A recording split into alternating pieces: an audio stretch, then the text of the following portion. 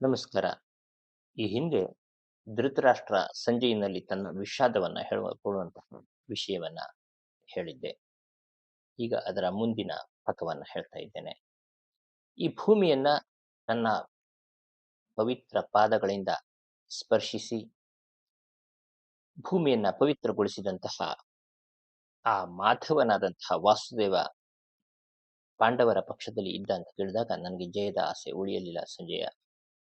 ಕರ್ಣ ಮತ್ತೆ ದುರ್ಯೋಧನರು ಕೃಷ್ಣನನ್ನ ಬಂಧಿಸಲು ಯೋಜನೆ ರೂಪಿಸ್ತಾರೆ. ಈ ಯೋಜನೆ ರೂಪಿಸಿದಾಗ ಕೃಷ್ಣ ತನ್ನ ವಿರಾಟ್ ರೂಪವನ್ನ ತೋರಿಸ್ತಾನೆ ಅಂತ ಕೇಳಿದಾಗ ನನಗೆ ಜಯದ ಆಸೆ ಉಳಿಯಲಿಲ್ಲ ಸಂಜಯ. ಕೃಷ್ಣನ ಪ್ರಸ್ಥಾನದ ಸಮಯದಲ್ಲಿ ಒಂಟಿಯಾಗಿ ನಿಂತಹ ಕುಂತಿಗೆ ಆ ಕೇಶವ ಸಾಂತ್ವನ ನೀಡಿದ ಅಂತ ಹೇಳಿದಾಗ ನನಗೆ ಜಯದ ಆಸೆ ಉಳಿಯಲಿಲ್ಲ ಸಂಜಯ.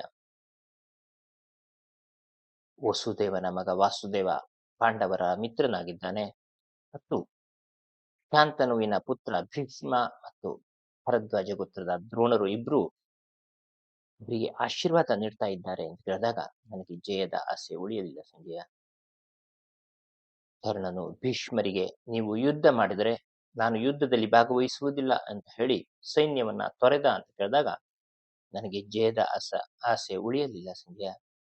ಕೃಷ್ಣ, ಅರ್ಜುನ ಮತ್ತು ಅನುಪಮ ಶಕ್ತಿ ಉಳ್ಳಂತಹ ಗಾಂಡೀವ ಧನುಸ್ಸು ಈ ಮೂರು ಉಗ್ರ ಶಕ್ತಿಗಳು ಒಟ್ಟಿಗೆ ಸೇರಿವೆ ಅಂತ ಕೇಳಿದಾಗ ನನ್ನ ಜಯದ ಆಸೆ ಉಳಿಯಲಿಲ್ಲ ಸಂಜಯ. ದುಃಖದಿಂದ ತುಂಬಿ ರಥದಲ್ಲಿ ಕುಳಿತ ಅರ್ಜುನನಿಗೆ ಶ್ರೀಕೃಷ್ಣ ತನ್ನ ದೇಹದಲ್ಲಿ ವಿರಾಟ್ ರೂಪ ದರ್ಶನವನ್ನ ನೀಡಿದ ಹೇಳಿದಾಗ ಆ ಜಯದ ಆಸೆ ಹೊರಟು ಹೋಯಿತು ಸಂಜಯ.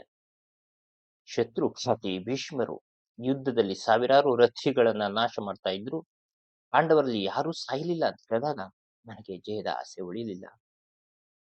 ನಾನು ಕೇಳಿದಾಗ ಎಂತ ಶೂರ ಮತ್ತು ಯುದ್ಧದಲ್ಲಿ ಅಜೇಯ ಭೀಷ್ಮರನ್ನ ಶಿಖಂಡಿಯ ಯುದ್ಧದಲ್ಲಿ ಅರ್ಜುನ ಹಿಮ್ಮೆಟ್ಟಿಸಿದ ಅಂತ ಕೇಳಿದಾಗ ನನಗೆ ಜಯದ ಆಸೆ ಉಳಿಯಲಿಲ್ಲ ಸಂಜಯ. ಸೋಮ ಕ್ಷತ್ರಿಯರನ್ನ ಕೊಂದು ಯುದ್ಧವೀರ ಭೀಷ್ಮರು ಶರಶಯ್ಯೆಯಲ್ಲಿ ಮಲಗಿದ್ರು, ಬಾಣಗಳ ರಂಗುರಂಗಿನ ಗುರಿಗಳಿಂದ ಸುತ್ತುವರಿಯಲ್ಪಟ್ರು ಅಂತ ಕೇಳಿದಾಗ ನನಗೆ ಜಯದ ಆಸೆ ಉಳಿಯಲಿಲ್ಲ ಸಂಜಯ.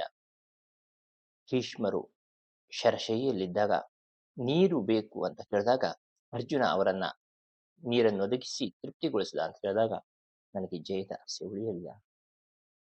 ಶುಕ್ರ ಮತ್ತು ಸೂರ್ಯ ಗ್ರಹಗಳು ಪಾಂಡವರ ಜಯಕ್ಕೆ ಅನುಕೂಲವಾಗಿವೆ ಮತ್ತು ನಮ್ಮ ಶಿಬಿರದಲ್ಲಿ ನಿತ್ಯ ನರಿಗಳು ಕೂಗುತ್ತಾ ಇವೆ, ಅದು ಅಪಶಕುನ ಅಂತ ಕೇಳಿದಾಗ ನನಗೆ ಜಯದ ಆಸೆ ಉಳಿಯಲಿಲ್ಲ ಸಂಜಯ.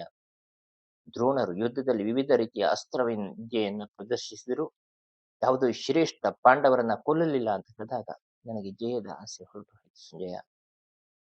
ಅರ್ಜುನನ ನಾಶಕ್ಕಾಗಿ ಬಂದಂತಹ ನಮ್ಮ ಮಹಾರಥಿ ಸಮಸಪ್ತಕರನ್ನ ಅರ್ಜುನನ್ನೇ ಕೊಂದು ಹಾಕದ ಅಂತ ಕೇಳಿದಾಗ ನನಗೆ ಜಯದ ಆಸೆ ಉಳಿಯಲಿಲ್ಲ ಸಂಜಯ.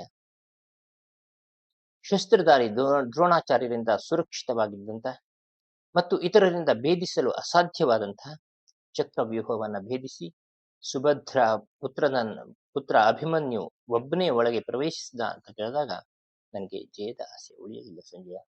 ಅರ್ಜುನನ ಮುಂದೆ ದುರ್ಬಲರಾದ ಆ ಮಹಾರಥಿಗಳು ಬಾಲಕ ಅಭಿಮನ್ಯುವನ್ನ ಆವರಿಸಿ ಕೊಂದು ಸಂತೋಷದಿಂದ ಕುಣಿದ್ರು ಅಂತ ಕೇಳಿದಾಗ ನನಗೆ ಜಯದ ಆಸೆ ಉಳಿಯಲಿಲ್ಲ ಸಂಜಯ. ಅಭಿಮನ್ಯುವನ್ನು ಕೊಂದು ಮೂರ್ಖ ಧಾರ್ತರಾಷ್ಟ್ರರು ಸಂತೋಷದಿಂದ ಕೂಗಾಡಿದ್ರು ಮತ್ತು ಅರ್ಜುನನು ಜಯದ್ರಥನ ಮೇಲೆ ತನ್ನ ಕೋಪದ ಜ್ವಾಲಾಮುಖಿಯನ್ನು ಬಿಡುಗಡೆ ಮಾಡಿದ, ಜಯದ್ರಥನನ್ನ ಕೊಂದ ಅಂತ ಕೇಳಿದಾಗ ನನಗೆ ಜಯದ ಆಸೆ ಉಳಿಯಲಿಲ್ಲ ಸಂಜಯ. ಅರ್ಜುನ ಶತ್ರು ಸೈನ್ಯದ ಮಧ್ಯದಲ್ಲಿ ಜಯದ್ರಥನ ವಧೆಯ ಪ್ರತಿಜ್ಞೆಯನ್ನ ಪೂರೈಸಿದ ಅಂತ ಕೇಳಿದಾಗ ನನಗೆ ಜಯದ ಆಸೆ ಹೊರಟು ಹೋಯಿತು ಸಂಜಯ. ರಥದ ಕುದುರೆಗಳು ದಣಿದಾಗ ಶ್ರೀಕೃಷ್ಣ ಸ್ವತಃ ತನ್ನ ಕೈಯಿಂದ ಅವುಗಳನ್ನ ಬಿಚ್ಚಿ ಅವುಗಳಿಗೆ ನೀರು ಕುಡಿಸಿ ಆಹಾರವನ್ನ ನೀಡಿ ರಥಕ್ಕೆ ಜೋಡಿಸಿದ ಕೇಳಿದಾಗ ನನಗೆ ಜಯದ ಆಸೆ ಉಳಿಯಲಿಲ್ಲ ಸಂಜಯ. ತನ್ನ ಕುದುರೆಗಳು ಚೈತನ್ಯಗೊಂಡ ನಂತರ ಗಾಂಡೀವವನ್ನ ಧರಿಸಿದಂತಹ ಅರ್ಜುನ ಎಲ್ಲ ಯೋಧರನ್ನ ತಡೆದ ಅಂತ ಕೇಳಿದಾಗ ನನಗೆ ಜಯದ ಆಸೆ ಉಳಿಯಲಿಲ್ಲ ಸಂಜಯ. ದುರ್ಮದ ಹೊಂದಿದಂತಹ ದ್ರೋಣಾಚಾರ್ಯರ ಸೈನ್ಯವನ್ನ ದಮನಗೊಳಿಸಿ ಸಾತ್ಯಕಿ ಶ್ರೀಕೃಷ್ಣ ಮತ್ತು ಅರ್ಜುನರನ್ನ ಭೇಟಿಯಾದ ಅಂತ ಕೇಳಿದಾಗ ನನಗೆ ಜಯದ ಆಸೆ ಉಳಿಯಲಿಲ್ಲ ಸಂಜಯ. ಕರ್ಣ ಭೀಮನನ್ನ ಹಿಡಿದ್ರು ಕೇವಲ ಮಾತಿನಿಂದ ಮತ್ತು ಧನುಸ್ಸಿನ ತುದಿಯಿಂದ ತಿವಿದು ಬಿಟ್ಟನೆಂದು ನಾನು ಕೇಳಿದಾಗ ನನಗೆ ಜಯದ ಆಸೆ ಉಳಿಯಲಿಲ್ಲ ಸಂಜಯ.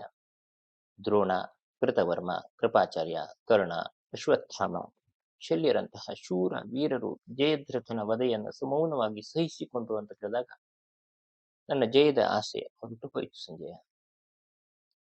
ದೇವೇಂದ್ರನಾದ ಇಂದ್ರನಿಂದ ನೀಡಲ್ಪಟ್ಟಂತಹ ದಿವ್ಯ ಶಕ್ತಿಯನ್ನ ಶ್ರೀಕೃಷ್ಣನು ಕರ್ಣನಿಂದ ಘಟೋತ್ಕಚನ ಮೇಲೆ ಚಲಾಯಿಸಿ ಅವನನ್ನ ಮೋಸಗೊಳಿಸಿದ ಅಂತ ಕೇಳಿದಾಗ ನನಗೆ ಜಯದ ಆಸೆ ಉಳಿಯಲಿಲ್ಲ ಸಂಜಯ. ಯುದ್ಧದಲ್ಲಿ ಅರ್ಜುನನ ನಾಶಕ್ಕಾಗಿ ಇದ್ದ ಶಕ್ತಿಯನ್ನ ಕರ್ಣನು ಮೊದಲೇ ತ್ಯಜಿಸಿದ ಅಂತ ಕೇಳಿದಾಗ ನನಗೆ ಜಯದ ಆಸೆ ಹೊರಟು ಹೋಯಿತು ಸಂಜಯ. ಧೃಷ್ಟದ್ಯುಮ್ನ ಧರ್ಮವನ್ನ ಉಲ್ಲಂಘಿಸಿ ರಥದಲ್ಲಿ ಒಂಟಿಯಾಗಿ ಕುಳಿತು ಪ್ರಾಣತ್ಯಾಗದ ವಿದ್ಯೆಯಾದಂತಹ ದ್ರೋಣಾಚಾರ್ಯರನ್ನ ಕೊಂದು ಅಂತ ಕೇಳಿದಾಗ ನನಗೆ ಜಯದ ಆಸೆ ಹೊರಟು ಹೋಯಿತು ಸಂಜಯ. ದ್ವೈರಥ ಯುದ್ಧದಲ್ಲಿ ಎಲ್ಲರ ಮುಂದೆ ಮಾದ್ರಿಪುತ್ರ ನಕುಲ ಒಬ್ಬನೇ ಅಶ್ವತ್ಥಾಮನನ್ನ ಎದುರಿಸಿದ ಅಂತ ಕೇಳಿದಾಗ ನನಗೆ ಜಯದ ಆಸೆ ಹೊರಟು ಹೋಯಿತು ಸಂಜಯ್. ದ್ರೋಣರ ಮರಣದ ನಂತರ ದ್ರೋಣಪುತ್ರ ಅಶ್ವತ್ಥಾಮ ದಿವ್ಯ ನಾರಾಯಣ ಅಸ್ತ್ರವನ್ನ ಬಳಸಿದ್ರು ಪಾಂಡವರ ಅಂತ್ಯವನ್ನ ಮಾಡಲಿಕ್ಕೆ ಸಾಧ್ಯವಾಗಲಿಲ್ಲ ಅಂತ ಕೇಳಿದಾಗ ನನಗೆ ಜಯದ ಆಸೆ ಉಳಿಯಲಿಲ್ಲ ಸಂಜಯ. ಅತ್ಯಂತ ಶೂರ ಕರ್ಣನನ್ನ ಆ ಭ್ರಾತೃ ಯುದ್ಧದಲ್ಲಿ ಪಾರ್ಥ ಕೊಂದ ಅಂತ ಕೇಳಿದಾಗ ನನಗೆ ಜಯ ಉಳಿಯಲಿಲ್ಲ ಸಂಜಯ. ಅಶ್ವತ್ಥಾಮ, ಕೃಪಾಚಾರ್ಯ, ದುಶಾಸನ, ಉಗ್ರ ಕೃತವರ್ಮನು ಯುಧಿಷ್ಠಿರನನ್ನ ಒಂಟಿಯಾಗಿ ಕಂಡ್ರು ಏನು ಮಾಡ್ಲಿಕ್ಕೆ ಸಾಧ್ಯ ಆಗಲಿಲ್ಲ ಅಂತ ಹೋದಾಗ ಜಯದ ಆಸೆ ಹೊರಟು ಹೋಯಿತು ಸಂಜಯ.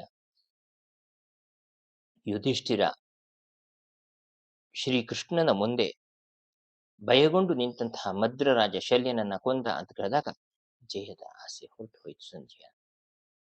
ಇಷ್ಟು ಹೇಳ್ತಾ ಇವತ್ತಿನ ಈ ಸಂಚಿಕೆಯನ್ನ ಮುಗಿಸ್ತಾ ಇದ್ದೇನೆ. ಮುಂದಿನ ಸಂಚಿಕೆಯೊಂದಿಗೆ ಸಿಗೋಣ. ಧನ್ಯವಾದಗಳು.